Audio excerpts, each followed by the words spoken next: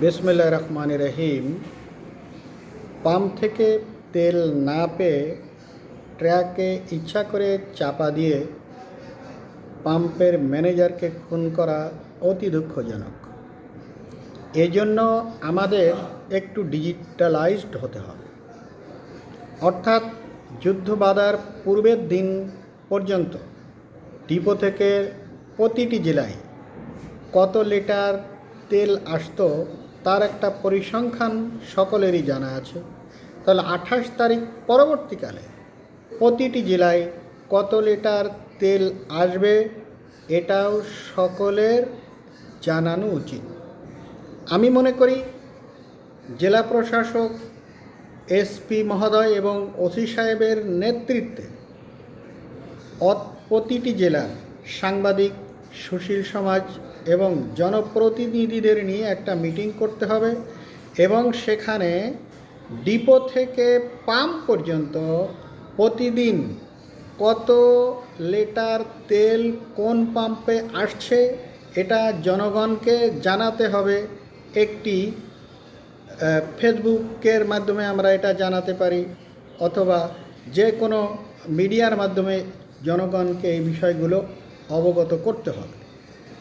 জনগণ জানে না যে কোন পাম্পে কখন তেল দিচ্ছে, এটা দুঃখজনক।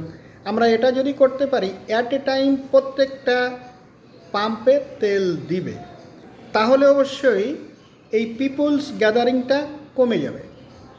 আর এখানে ব্রিটিশ আইনের প্রয়োজনের সংস্কার করতে হবে। পুলিশের হাতে থাকবে লাঠি, পিছনে থাকবে ক্যামেরাম্যান। তেল মজুত করলে সব বাড়ি 10টা এবং অ্যারেস্ট করতে হবে।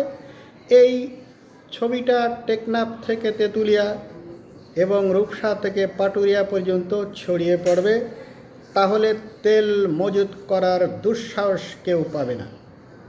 আর একটা বিষয় ডিজিটালাইজড করতে হবে যে পাম্প থেকে ডিপো পর্যন্ত কোন পাম্পে কত লিটার তেল আসছে, এবং তেল শুধুমাত্র ওই ডিজিটাল মেশিনের মাধ্যমে প্রদান করতে হবে এবং সেখানে কম্পিউটারে উঠবে যে সলিম রে 200 টাকার তেল, করিম রে 36 লিটার তেল, এবং এরকম অবস্থা হচ্ছে বলে আমরা লক্ষ্য করছি। অনেক ক্ষেত্রে প্রমাণ রয়েছে 200 টাকা বেশি দিলে তাকে তেল দিচ্ছে 15 লিটার, আর একজন 3 ঘন্টা লাইনে থেকে তেল পাচ্ছে 200 টাকার।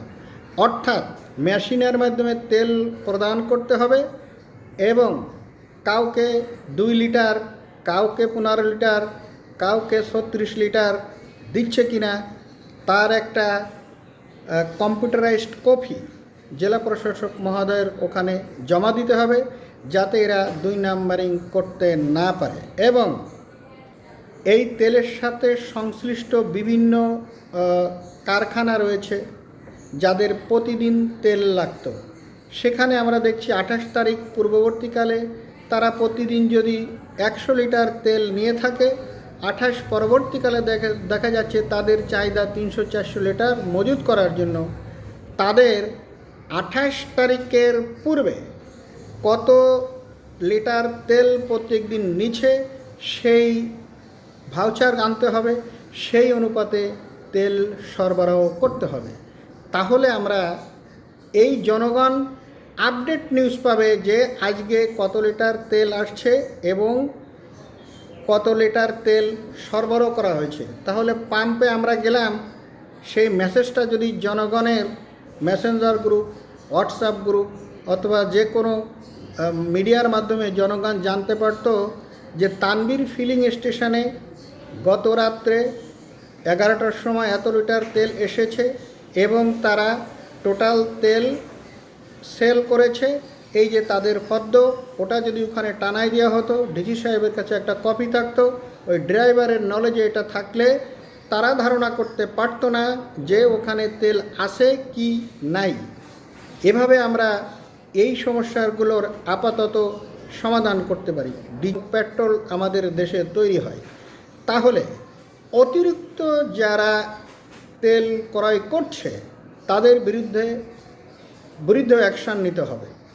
এবং মোটরসাইকেলে তেল দেওয়ার পূর্বে একটি সিক থাকবে, ওটা ঢুকাই দিবে যে তার তেল আসে কিনা। দেখা যাচ্ছে যে একটা পালচারে 19 লিটার তেল ধরে, তার 16 লিটার আছে এবং সে আবার ওই 4 লিটার নিচ্ছে, সঙ্গে সঙ্গে তাকে একটা থাবা দিয়ে ঘুরিয়ে ফেলতে হবে। That is the best way to solve the problem.